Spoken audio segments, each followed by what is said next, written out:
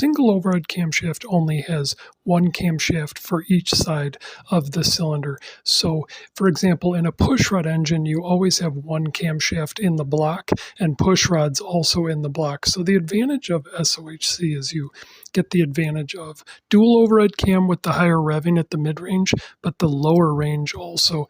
Companies like Ford and Chrysler and Dodge implemented single overhead cam, which is essentially you put the camshaft above the cylinder head, which removes the need for pushrods, because pushrods also can be affected by the heat of the engine block. So by putting the camshafts over the engine block, you reduce the heat that would affect the camshafts operating properly.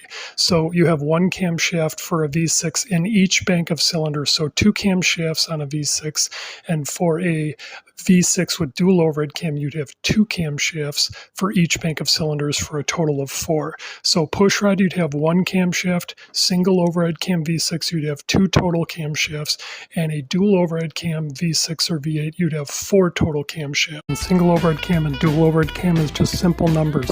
One camshaft for each bank of cylinders in a single overhead cam, two camshafts for each bank of cylinders in a dual overhead cam. So a V6 configuration, you'd have two total camshafts or four total camshafts for a dual overhead cam. So think of it as shafts per bank of cylinders. Single overhead cam, you have one camshaft per each bank of cylinders with one crankshaft as well.